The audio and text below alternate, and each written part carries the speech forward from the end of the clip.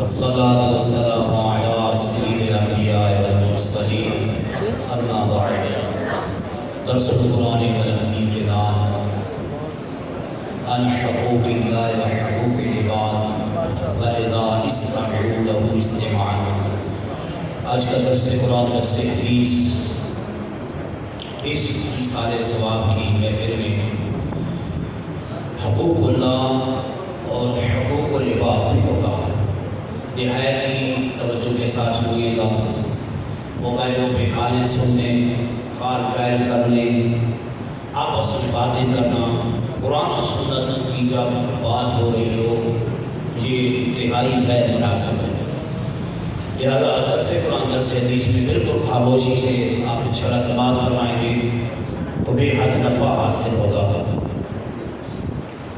خلاق عالم جل شانہ نے زندگی کے ہر معاملے میں اور ہر شعبے میں ہماری رہنمائی فرمائی ہے. The perfect guidance of all of the humanity in Holy Quran and the Sunnah of our Holy Prophet Nabi of Allah Muhammad sallallahu alaihi wasallam. مکمل رہنمائی اللہ جل شانہ کے قرآن، ہدایت سراپا ہدایت، اور نبی محتشم صلی اللہ علیہ وسلم کی سنت کی پیروی میں ہے. ان ھذا القرآن یہدی للتی ہی اقوم. اسی بات کو خلاق عالم جل شانہ نے قرآن حکیم میں ارشاد فرمایا، ان ھذا القرآن للتی ہی اقوم. یہ قرآن سب سے سیدھا راستہ دکھاتا ہے. تو قرآن کا راستہ سیدھا راستہ، سنت کا راستہ سیدھا راستہ، سب سے سیدھا راستہ قرآن کا ہے. اللہ جل شانہ نے چونکہ زندگی کے ہر شعبے میں رہنمائی فرمائی اور اس کے متعلق اصول عطا فرمائے، اپنے حق کو بھی قرآن میں بیان فرمایا اور حقوق العباد کو بھی قرآن میں بیان فرمایا. خلاق عالم جل شانہ نے اپنے حق کے بارے میں ارشاد فرمایا، وَاعْبُدُوا اللَّهَ وَلَا تُشْرِكُوا بِهِ شَيْئًا. اللہ جل شانہ کی ہی عبادت کرو اور اس کے ساتھ کسی کو شریک مت بناؤ. فسرها امام المفسرین سیدنا و مولانا عبداللہ بن عباس رضی اللہ عنہ فی جزء هذه الآیہ. امام المفسرین عبداللہ بن عباس رضی اللہ عنہ آیت کے اس حصے کی تفسیر میں فرماتے ہیں، وحد اللہ ولا تشرک به من الاوثان. یعنی اللہ کو ایک مانو. چونکہ قرآن آفاقی کتاب ہے، یہ نہیں کہ یہ صرف مسلم کمیونٹی کے لیے اور مسلم امت کے لیے ہے، بلکہ قرآن ساری امت مسلمہ کے علاوہ ساری انسانیت کے لیے ہدایت ہے. اس لیے قرآن میں جہاں ہدی للمتقین فرمایا وہاں ہدی للناس بھی فرمایا. کہ پرہیزگاروں کے لیے تو ہدایت ہے ہی ہے، ساری انسانیت کے لیے قرآن صاحب کا ہدایت ہے. لہذا کوئی انسان ہدایت لینا چاہے تو وہ قرآن کے راستے پہ آئے، اللہ جل شانہ اس کو ہدایت عطا فرمائے گا. اللہ جل شانہ نے فرمایا اللہ کو ایک مانو، اس کی ہی عبادت کرو اور اس کے ساتھ کسی کو شریک نہ بناؤ. اللہ کے ساتھ عبادت کی تخصیص کا مطلب کیا ہے کہ خالص اللہ ہی کی عبادت کی جائے، اللہ کی ذات کے لیے ہی عبادت کی جائے. اس کے معنی یہ ہیں کہ اللہ جل شانہ کے حضور انتہائی عاجزی اور انکساری کرنا، اس کو شریعت میں عبادت کہتے ہیں. اور حضرت سیدنا ابو ہریرہ رضی اللہ عنہ فرماتے ہیں سرکار انبیاء صلی اللہ علیہ وسلم نے ارشاد فرمایا کہ صرف رحمان ہی عبادت کے ساتھ خاص ہے. یعنی جو لائق کی عبادت ذات ہے وہ اللہ کی ذات ہے جس کی عبادت کی جائے گی. لہذا اللہ کی عبادت میں خالصتاً 100% انسان اپنے دل کا حال دیکھے کہ وہ کس جانب ہے، وہ سارا حال اللہ کی جانب کرے، ساری نیت کا قبلہ درست کرے اور ہر عمل میں اللہ جل شانہ کی رضا کو سامنے رکھے. اور اخلاص کی اسی تعلیم کو اللہ جل شانہ نے دوسرے مقام پہ ارشاد فرمایا، خلاب کا رب جل شان فرماتا ہے من کانا یؤمن باللہ والیوم الآخر فمن کانا یرجو لقاء ربہ، تو جو اپنے رب کی ملاقات کا یقین رکھتا ہے کہ قیامت دن اللہ سے ملنا ہے، فلیعمل عملا صالحا، اسے چاہیے کہ وہ نیک اعمال کرے، ولا یشرک بعبادت ربہ احدا، اور اپنے رب کی عبادت میں کسی کو شریک نہ بنائے۔ یہاں شرک سے کیا مراد ہے؟ توجہ رکھنا۔ فسر المفسر الشہیر امام مفسرین عبداللہ بن عباس، وفسر المفسر الشہیر المفسر المحدث المحقق المؤرخ جلال الدین سجدی اشرافی کی تفسیر جلالین، آیت کی اس سے ولا یشرک بعبادت ربہ احدا، کہ اپنے رب کی عبادت میں کسی کو شریک مت کر، اس کی تفسیر میں امام المفسرین عبداللہ بن عباس جو سرکار صلی اللہ علیہ وسلم کے چچا کے بیٹے ہیں، اور دوسری جانب علامہ جلال الدین سجدی شافی جو مفسر بھی ہیں، محدث بھی ہیں، محقق بھی ہیں، مورخ بھی ہیں، انویسٹیگیٹر بھی ہیں، تحقیقدان بھی ہیں، جن کو 72 بار بیداری میں اللہ کے رسول مکرم صلی اللہ علیہ وسلم کا دیدار، علماء باطن میں سے تفسیر جلالین میں اور امام الفسیر عبداللہ بن عباس تفسیر ابن عباس میں ولا یشرک بعبادت ربہ کی تفسیر میں فوات ہے، ولا یشرک بعبادت ربہ بأن یراء، کہ رب کے ساتھ کسی کو شریک نہ بناؤ، اس کے معنی یہ ہیں کہ اس کے ساتھ کسی کو شریک نہ بناؤ، کہ مخلوق میں کسی کے دکھلاوے کے لیے عمل نہ کرو، ریاکاری نہ کرو، ریاکاری تباہ کاری ہے، اور یہ عبادت کے ثواب کو ملیامیٹ کر دیتی ہے۔ اس لیے سرکار لوکار صلی اللہ علیہ وسلم نے اپنی امت میں جس خدشے کا اظہار فرمایا وہ یہی ریا ہے، یہی ریاکاری ہے۔ کما رواه احمد بن حنبل فی مسند، جیسے کہ امام احمد بن حنبل نے اپنی مسند میں حدیث مبارکہ کو نقل فرمایا، عن محمود بن لبید رضی اللہ عنہ قال قال رسول اللہ صلی اللہ علیہ وسلم، حضرت محمود بن لبید رضی اللہ عنہ سے فرماتے ہیں اللہ کے رسول صلی اللہ علیہ وسلم نے ارشاد فرمایا، ان اخوف ما اخاف علیکم الشرک الاصغر، فرمایا مجھے تم پر جس چیز کا سب سے زیادہ خوف ہے وہ شرک اصغر کا خوف ہے۔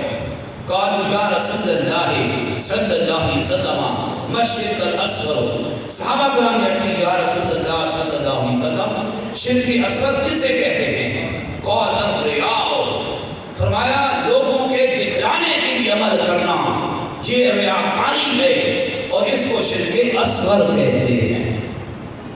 قرآن کی آیت وَاعْبُدُوا اللَّهَ وَلَا تُشْرِكُوا بِهِ شَيْئًا، کہ اللہ ہی کی عبادت کرو اور اس کے ساتھ کسی کو شریک نہ بناؤ، کوئی ریاکاری نہ کرو، کوئی دکھلاوے کا کام نہ کرو، جو کام بھی ہو اس میں محض رضا اللہ کی ذات کی ہو، کہ اللہ کی ذات مجھ سے راضی ہو جائے، تبھی تو ثواب ملے گا اور تبھی تو اجر عظیم ملے گا۔ اور اللہ کی عبادت کیسے ہو؟ حدیث جبریل میں امام مسلم بن حجاج قشیری نے اپنی صحیح میں حدیث مبارکہ کو نقل فرمایا، حضرت جبریل امین علیہ السلام نے عرض کی مال احسان یا رسول اللہ، یا رسول اللہ صلی اللہ علیہ وسلم احسان کسے کہتے ہیں؟ ہم نیکی کہتے ہیں، احسان کو اس میں معنی ہوتے ہیں نیکی کرنا، احسان کسے کہتے ہیں؟ فقال سرکار لوکار صلی اللہ علیہ وسلم ارشاد فرمایا ان تعبد اللہ کأنک تراہ، فرمایا کہ اللہ کی ایسے عبادت کر گویا تو اسے دیکھ رہا، اللہ کی ایسے عبادت کر گویا کہ تو اسے دیکھ رہا ہے۔ فَإِن لَمْ تَكُنْ تَرَاهُ فَإِنَّهُ يَرَاكَ، اور اگر تم اس مقام پہ فائز نہیں ہوا، تیری روحانیت کے مقامات پیچھے ہیں، تو کم از کم اتنا تصور ضرور کر کہ جس کی تو عبادت کر رہا ہے فَإِنَّهُ يَرَاكَ، وہ تجھے دیکھ رہا ہے۔ تو خالصاً اللہ کی عبادت، اس کی لذت ہی اور ہے، اس کا مزہ ہی اور ہے کہ جب اللہ کے لیے عمل کیا جاتا ہے تو دل میں جو کیف و سرور کی کیفیت ہوتی ہے ان کو الفاظ میں نہیں بیان کیا جا سکتا۔ اور آیت میں لفظ بلا تشرکوا بہ شیئا کا لفظ استعمال ہوا، یہاں پہ بخاری شریف کی حدیث ذرا توجہ کے ساتھ سنیے کہ کیا امت مسلمہ شرک اکبر کر سکتی ہے؟ اس کا آنسر، اس کا جواب بخاری شریف کی حدیث میں دیا، چونکہ قرآن آفاقی کتاب ہے، اس میں احکام مسلمانوں کے بھی ہیں اور ساری انسانیت کے لیے احکام ہے، لہذا غیر مسلم کو بھی پیغام ہے واحد اللہ، اللہ ایک مان، لا تشرکوا بہ شیئا من الاوثان، کہ بت بتوں کے ساتھ اللہ کی ساتھ شریک مت بنا، تجھے مشرکین کے لیے حکم ہوگا۔ اب امت مسلمہ، امت مصطفیہ جو ہم ہیں الحمدللہ، کیا یہ شرک کر سکتی ہے؟ شرک اکبر؟ اس کا جواب بخاری شریف ہے، ذرا توجہ کے ساتھ سنیے گا، بہت ہی عمران افروز حدیث ہے۔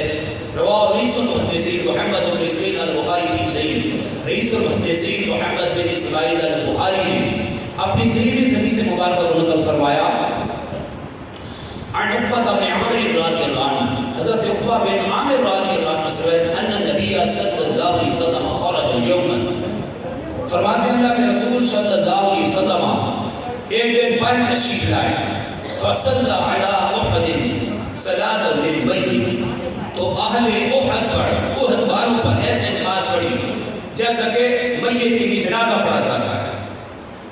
ثم انصرف، سرکار صلی اللہ علیہ وسلم کے بعد اس جگہ سے ہٹے، ممبر پر جلوہ افروز ہوئے۔ ثم قال للناس، پھر سرکار وقار صلی اللہ علیہ وسلم نے لوگوں سے ارشاد فرمایا، توجہ رکھیے گا، درس قرآن درس حدیث میں بولنا بہتری ہوتا ہے۔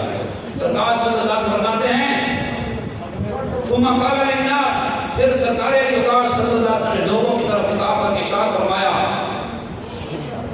انی فرق لکم، انی فرق لکم، میں تمہارا پیش رو۔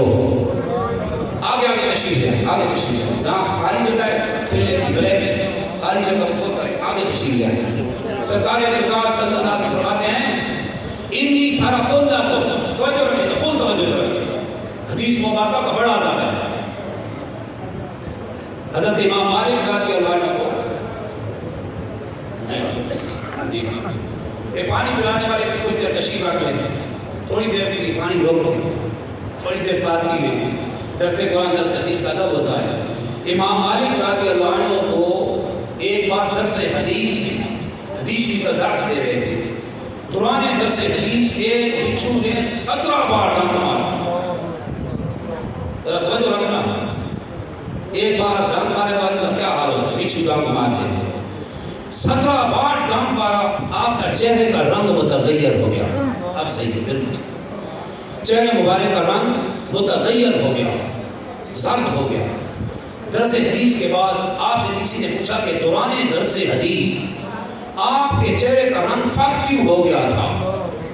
فرمایا ایک بچھو نے 17 بار مجھے ڈنک مارا، مگر حدیث شریف کے ادب کی وجہ سے میں نے حدیث رسول نہ روکی تاکہ بے ادبی نہ ہو، میں نے درس حدیث کو جاری رکھا، 16 بار 17 بار بچھو کاٹتا رہا، میں برداشت کرتا رہا تاکہ اللہ کے رسول صلی اللہ علیہ وسلم کی حدیث منقطع نہ ہو۔ اب 17 بار بچھو اتنا لگا حدیث کا، لہذا مہربانی فرمائیں پانی پینے سے تھوڑی دیر رک جائیں، اور جن کو پتہ ہے پیچھے جگہ خالی بیٹھتے جائیں گے، اوپر نہ ادھر کہیں کہ ادھر آ جائیں گے، پھر ہر لوگ ادھر متوجہ ہوں گے، توجہ ہٹ جائے گا۔ اس درس حدیث درس قرآن کا جو اصل کیا کہتے ہیں روح ہے وہ جاتی رہتی ہے۔ سرکار وقار صلی اللہ علیہ وسلم فرماتے ہیں انی فرق لکم، میں تمہارا پیش رو ہوں، تمہارے آگے جا کے تمہارے لیے آسانیوں کا اہتمام کرنے والا۔ فرقن عربی میں اس شخص کو کہتے ہیں جو قافلے میں پہلے اپنی منزل پہ پہنچ جائے، قافلے والوں سے پہلے، اور وہاں جا کے ان کے سکون کا آرام کا بندوبست کرے، اس کو عربی میں کہتے ہیں فرقن۔ سرکار فرماتے ہیں انی فرق لکم، میں تمہارا پیش رو ہوں، تمہارے آگے جا کے تمہارے لیے آسانیوں کا انتظام کرنے والا ہوں۔ وَأَنَا شَهِيدٌ عَلَيْكُمْ، اور میں تم پہ گواہ ہوں، تمہارے ایمان کی کل قیامت کے دن میں گواہی دوں گا۔ اور آگے فرماتے ہیں وَإِنِّي وَاللَّهِ لَأَنظُرُ إِلَىٰ حَوْضِ اللَّهِ، وَإِنِّي وَاللَّهِ لَأَنظُرُ إِلَىٰ حَوْضِ اللَّهِ، اور فرمایا خدا کی قسم یہاں بیٹھے بیٹھے میں حوض کوثر کو دیکھ رہا، یہ ہے نگاہ مصطفیٰ، یہاں بیٹھے بیٹھے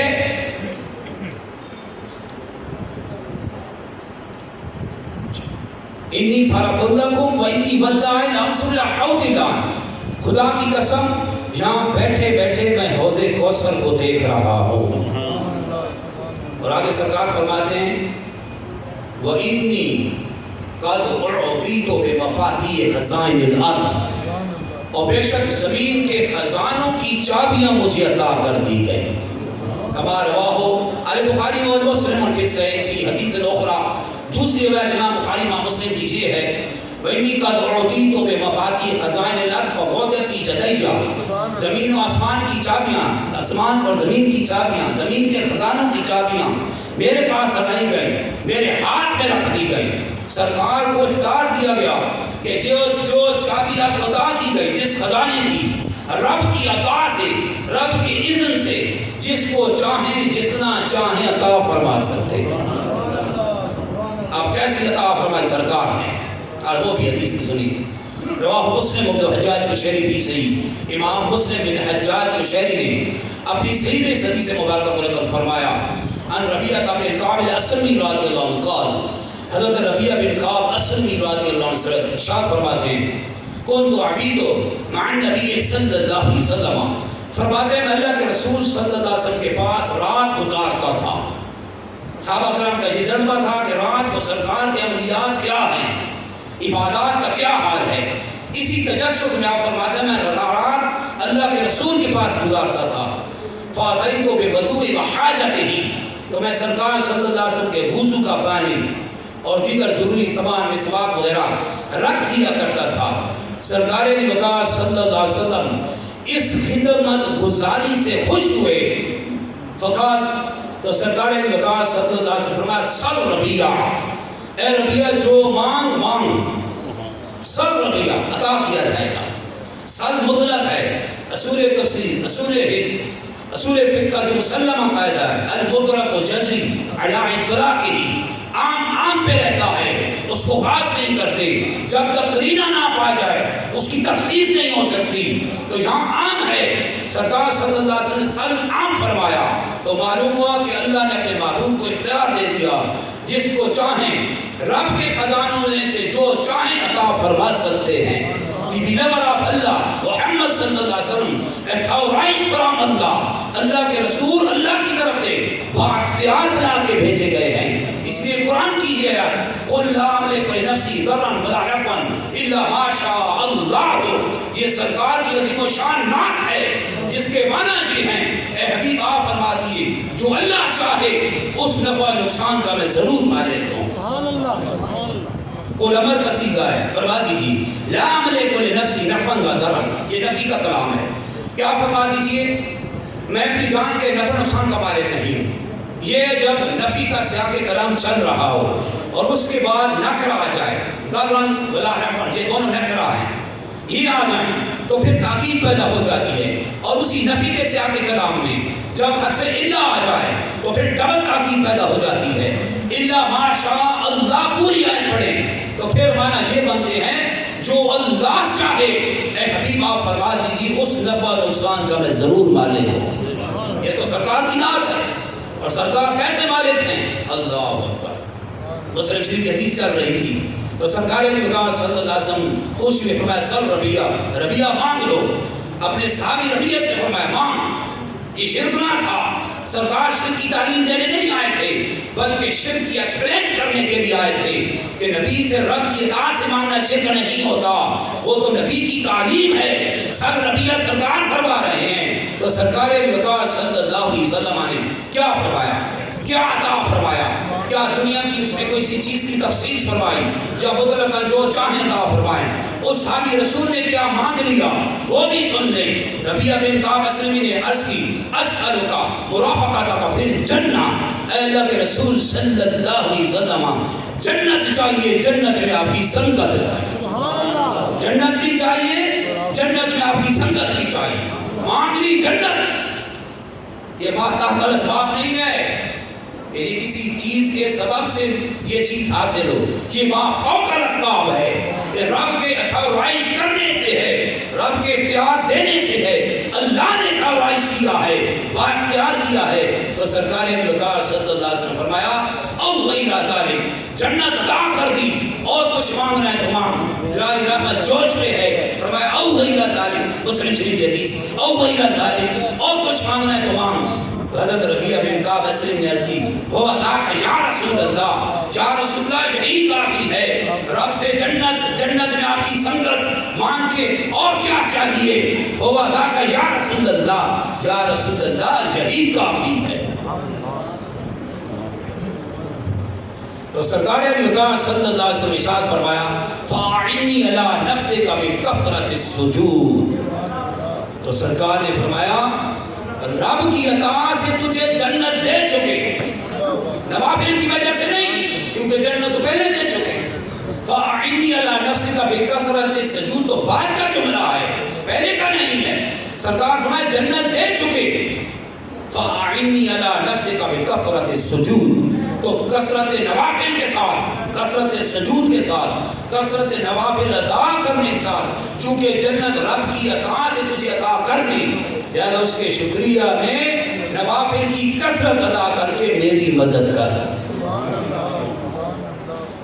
تصور بھائی کوئی اندر بیٹھے تو باہروں کو کوئی بلا رہا ہے، یار یہ حدیث میں آپ کیا کسی کو باہر انوائٹ کر رہے ہیں، باہر والے بندر انوائٹ کر رہے ہیں، پھر وہی بیٹری تو آ جائے گی، کوئی تصور نہیں ہے کو باہر کوئی بلا رہا ہے۔ آگے سرکار نے کہا صلی اللہ علیہ وسلم حدیث کا جوڑ تو ٹوٹ گیا، اب یہ ادھر ریکارڈ بھی ہو رہا ہے، چھوٹے لوگ دیکھیں گے یہ کون ہے تصور، یہ حدیث کا الفاظ ہے، اس طرح ڈسٹربنس پیدا ہوتی ہے، مہربانی کے کر اس طرح نہ چلے۔ آگے سرکار نے کہا صلی اللہ علیہ وسلم فرمایا وَإِنِّي وَاللَّهِ مَا خَافُ عَلَيْكُمْ أَن تُشْرِكُوا بِي، اور ایک میں نے پڑھی تھی نا وَاعْبُدُوا اللَّهَ وَلَا تُشْرِكُوا بِهِ شَيْئًا، اللہ کو ایک مانو اور اس کے ساتھ کسی کو شریک نہ بناؤ۔ چونکہ قرآن آفاقی کتاب ہے، ساری انسانیت کے لیے ہے، صرف مسلمانوں کے لیے نہیں ہے، ہدی للناس ساری انسانیوں کے لیے ہدایت ہے۔ تو یہ شرک سے یہاں کیا امت مسلمہ شرک کرے گی؟ شرک اکبر، شرک اصغر تو کرے گی، ریاکاری جیسے عام ہے ہمارے معاشرے میں، واہ واہ کی خواہش، مجمع دیکھنا تو واہ واہ کی طرف آگے آنا، کم بندے دیکھنا تو پیچھے ہٹ جانا، اس طرح غریب کا جنازہ ہو تو کم ہو جانا، امیر کا جنازہ ہو تو بڑھ جانا، یہ سب ریاکاری کی اعلیٰ مثالیں ہیں۔ پھر اللہ کی راہ میں پیسے دیے تو اس کو خامہ خواہ کے اعلانات کی بھرمار کرنا، یہ امت مصطفیٰ کا وہ بلا ہے، ریاکاری ہے جو جس کا سرکار نے خدشہ زائد حدیث میں بیان کیا تو پہلے گزر چکی ہے۔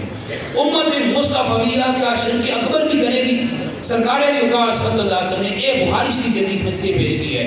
سرکار مقام صلی اللہ علیہ وسلم فرماتے ہیں وَإِنِّي وَاللَّهِ مَا خَافُ عَلَيْكُمْ أَن تُشْرِكُوا بِي،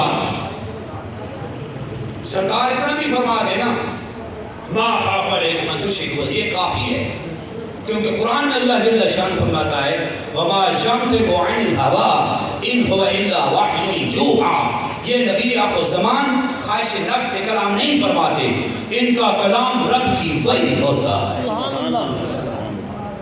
وہ تو ایسی کافی تھا، لیکن سرکار نے قسم اٹھا دی وَإِنِّي، اِنَّا کا لفظ شک کو دور کرنے کے لیے آتا ہے، بے شک وَإِنِّي وَاللَّهِ، وہ قسمیہ ہے، وَإِنِّي وَاللَّهِ، بے شک خدا کی قسم، مَا خَافُ عَلَيْكُمْ أَن تُشْرِكُوا بِي، مجھے تم پہ خوف نہیں ہے کہ تم میرے بعد مشرک ہو جاؤ گے، وَلَٰكِنْ أَخَافُ عَلَيْكُمُ الدُّنْيَا أَن تُنَافِسُوا فِيهَا، ہاں مجھے تم پر اس دنیا داری کا خوف ہے کہ جس کے فتنے میں تم مبتلا ہو جاؤ گے اور مال کو ایک دوسرے سے زیادہ سمیٹنے کی کوشش کرو گے۔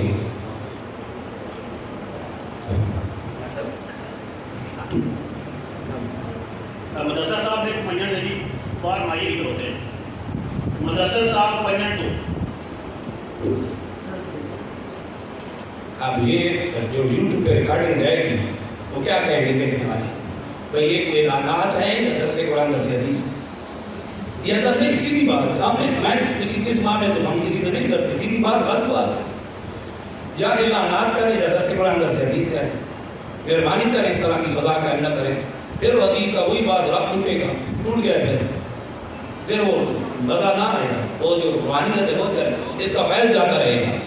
سرکار مقام صلی اللہ علیہ وسلم فرماتے ہیں وَإِنِّي وَاللَّهِ مَا خَافُ عَلَيْكُمْ أَن تُشْرِكُوا بِي وَلَٰكِنْ أَخَافُ عَلَيْكُمُ الدُّنْيَا أَن تُنَافِسُوا فِيهَا، خدا کی قسم مجھے تم پہ اس کا خوف نہیں کہ تم میرے بعد مشرک ہو جاؤ گے، خدا کی قسم سرکار فرما رہے ہیں امت مصطفیہ شرک نہیں کر سکتی۔ یہ بخاری کی حدیث میں سرکار اور لگا کے گئے ہیں میری امت اجابت امت مصطفیہ مشرک نہیں ہو سکتی، لہذا امت مصطفیٰ کو مشرک کہنے والے اللہ کی بارگاہ میں سچی توبہ کریں.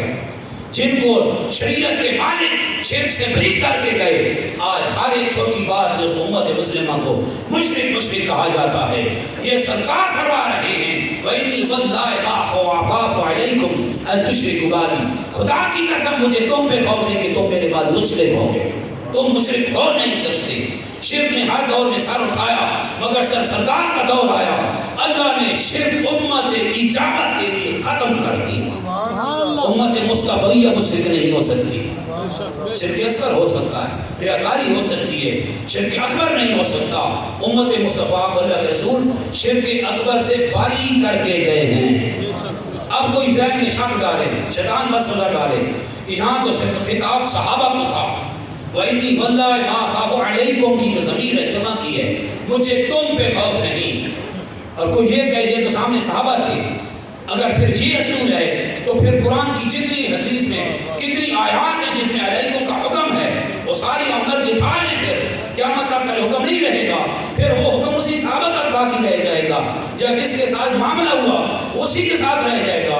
اس کا حکم عام اگر ختم کرتے ہیں تو قرآن کے سارے احکامات ہو جائیں گے، اسی شان نزول کے ساتھ اسی لوگوں کے ساتھ خاص ہو جائیں گے. پھر امت مصطفیٰ قیامت تک قرآن کے حکم پہ کیسے عمل کرے گی؟ یا علیکم کی زمین جہاں صحابہ کو خطاب ہے، ساری امت مصطفیہ کو بھی خطاب ہے. اور صحابہ سے تو یہ تصور ہی نہیں کیا جا سکتا کہ وَلَٰكِنْ أَخَافُ عَلَيْكُمُ الدُّنْيَا أَن تُنَافِسُوا فِيهَا، کہ مجھے تم پر دنیا داری کا خوف ہے کہ دنیا پرستی کے فکر میں مبتلا ہو جاؤ گے. صحابہ کے بارے میں تو ایسا تصور ہی ممکن نہیں. وہ تو وہ تھے جنہوں نے تن من دھن اللہ کے محبوب صلی اللہ علیہ وسلم کے دین پہ نثار کر کے رکھ دیا، جن کے بارے میں اللہ نے فرمایا اولئک هم المؤمنون حقا. اللہ فرماتا ہے یہ صحابہ سچے مومن ہیں. اور انہی کے لیے قرآن میں فرمایا وَكُلًّا وَعَدَ اللَّهُ الْحُسْنَى، اللہ نے سارے صحابہ کے ساتھ جنت کا وعدہ کر دیا. ان کی کیا بات ہے، وہ دنیا دار تو نہیں تھے. یہ ہم جیسے لوگوں کے لیے فرمایا جا رہا ہے کہ مجھے تم پر دنیا داری کا خوف ہے کہ اس کے فتنے میں مبتلا ہو جاؤ گے، لیکن مجھے تم پر شرک کا کوئی خوف نہیں کہ تم میرے بعد مشرک ہو جاؤ گے. اللہ نے اپنا حق بیان کیا. اپنے حق کو بیان کرنے کے بعد پھر اللہ جل شانہ نے حقوق عباد کا بیان فرمایا اور فرمایا وَبِالْوَالِدَيْنِ إِحْسَانًا، اور والدین کے ساتھ اچھا سلوک کرو. دیکھیں اللہ کا حق سب سے بڑھ کے ہے، اور جس حق کو اللہ اپنے حق کے ساتھ بیان کر رہا ہے وہ حق کتنا امپورٹنس رکھتا ہوگا، کتنی اہمیت رکھتا ہوگا. اللہ جل شانہ فرماتا ہے وَبِالْوَالِدَيْنِ إِحْسَانًا، اپنی وحدانیت بیان کی، خالصت اپنی عبادت کا حکم دیا، فوراً بعد فرمایا وَبِالْوَالِدَيْنِ إِحْسَانًا، والدین کے ساتھ اچھا سلوک کرو. جہاں آیت میں اجمال ہے اور اس کی ڈیٹیل اور وضاحت دوسری آیات بینات میں خدا کے اللہ جل شان فرماتا ہے وَقَضَىٰ رَبُّكَ أَلَّا تَعْبُدُوا إِلَّا إِيَّاهُ، تیرے رب نے قطعی فیصلہ کر لیا کہ تم اسی ہی کی عبادت کرو. وَقَضَىٰ رَبُّكَ أَلَّا تَعْبُدُوا إِلَّا إِيَّاهُ وَبِالْوَالِدَيْنِ إِحْسَانًا، اور والدین کے ساتھ اچھا سلوک کرو. اب اللہ نے ڈیٹیل بیان فرمائی کہ احسان کیسے کرنا ہے، والدین کے ساتھ اچھا سلوک کیسے کرنا ہے. تو خدا کے علم جل شان نے فرمایا اِمَّا يَبْلُغَنَّ عِندَكَ الْكِبَرَ، اگر تیرے نزدیک وہ بڑھاپے کو پہنچ جائیں، کبر سنی کو پہنچ جائیں، أَحَدُهُمَا أَوْ كِلَاهُمَا، ان میں سے ایک یا دونوں تیرے نزدیک بوڑھے ہو جائیں، بڑھاپے کو پہنچ جائیں، فَلَا تَقُلْ لَهُمَا أُفٍّ، تو ان کو اف نہیں کہنا. اف سب سے لو ورڈ ہے جو استعمال کیا جاتا ہے. آدمی جب کسی چیز سے تنگ ہوتا ہے تو کہتا ہے اف، یہ بھی نہیں کہنا. احسان بیان ہو رہا ہے. اللہ فرماتا ہے والدین کے ساتھ احسان کرو. احسان کیا ہے؟ یہ ہے احسان کہ خود تم ان کے ساتھ تمہارے ساتھ جیسا بھی معاملہ ہو، چڑچڑا پن آ جائے، بڑھاپے کی عمر آ جاتی ہے، بچوں جیسے حالات بن جاتے ہیں، پیشاب چڑھائی بھی کر دیتے ہیں، تنگیاں آتی ہیں، سخت جملے بول جائیں، فلا تقل لهما اف، مگر تم نے اف نہیں کہنا. فلا تقل لهما اف ولا تنهرهما، اور دونوں کو نہیں چھڑکنا، اور دونوں کو نہیں جڑنا، نہیں جھکنا. وَقُلْ لَهُمَا قَوْلًا كَرِيمًا، اور ان دونوں سے ادب کی بات کرنی ہے. جب بھی کرنی ہے ادب پیش نظر ہے. قولاً کریمہ، ادب کی بات کرنی ہے. اور آگے فرمایا وَخْفِضْ لَهُمَا جَنَاحَ الذُّلِّ مِنَ الرَّحْمَةِ، اور ماں باپ دونوں کے لیے بچھ جا. اب یہ آسان ترجمہ کروں تو یہی ہے، ماں باپ دونوں کے لیے بچھ جا، یعنی ان کی اطاعت کے لیے ہر دم تیار رہے. ربکم اعلم بما فی نفوسکم، ہاں اس خدمت گزاری کرتے ہوئے تمہارے دلوں کا جو حال ہے خیال رکھنا. ربکم اعلم بما فی نفوسکم، تمہارا رب خوب جانتا ہے جو تمہارے دلوں کی کیفیت ہے. اب خدمت میں تمہاری کیا کیفیت ہے وہ رب جان رہا ہے. تمہارے اندر کیا حال ہے، دل کی نیت کدھر ہے، خالصان ماں باپ کی فرمانبرداری میں کر رہے ہو یا چٹی سمجھ کے کرتے ہو. دل کی کیفیت کیا ہے، تمہارا رب اس کیفیت سے خبردار ہے. لہذا ماں باپ کے ساتھ اچھا سلوک کرو.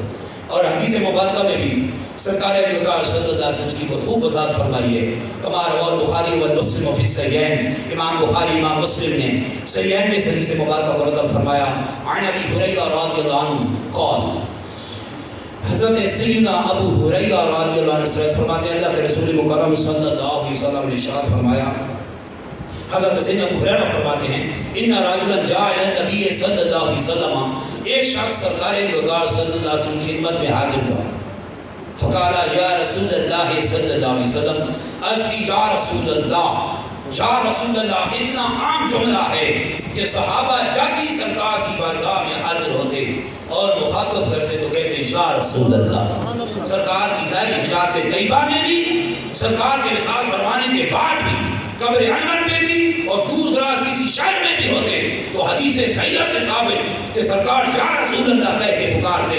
اور یہ توحید تھی، یہ شرک نہ تھا، کیونکہ سرکار صلی اللہ علیہ وسلم ساری تعلیم سکھا کے گئے تھے. یا کلمہ عام ہے. اور ناف کی کتاب، ناف میر جو ابتدائی کتاب ہے درس نظامی میں پڑھائی جاتی ہے، جس کو ہر مرتبہ فکر کا بندہ پڑھتا ہے، اس میں مسلمہ کہتا ہے کہ یا حروف نداء میں سے ہے، قریب اور بعید کی کوئی تفصیل نہیں ہے. جہاں کوئی کسی کو یا کہے تو بھی مسلمان ہے. سعودی عرب میں کسی کو کہتے یا شیخ تو بھی مسلمان ہے. یو کے میں کوئی بیٹھا ہے اس کو یا شیخ کہہ کے پکارتا ہے، نام کے ساتھ یا لگاتا ہے تو بھی وہ مومن مواحد ہے، دار اسلام سے خارج نہیں ہے. سبحان اللہ، سبحان اللہ، نعرہ تکبیر، نعرہ رسالت، تو شان مصطفیٰ، تاجدار ختم نبوت. قرآن کی جتنی آیات بینات میں وہ جو بتوں کے بارے میں آیات ہیں، بتوں کے بارے میں، اور بت پرست مشرکین جو بتوں کی عبادت کرتے تھے، الذین تدعون من دون اللہ، الذین تدعون من دون اللہ، الذین یدعون من دون اللہ، اس طرح کے جملے قرآن کی آیات بینات میں آپ پڑھتے ہیں. یہ تدعون اور تدعون یہ دونوں کے معنی کیا ہیں؟ تعبدون یعبدون. امام حسین عبداللہ ناصر تفسیر تھارے ترجمان القرآن، امام الفسرین، تمام چیئے عربی مفسرین کھا کے دیکھ لیں جو پوری دنیا مستند ترین ہیں، تمام نے اسی یدعون اور تدعون کا تعبدون یعبدون کا معنی ترجمہ کیا کہ یعنی جو جن کو تم اللہ کے مقابلے میں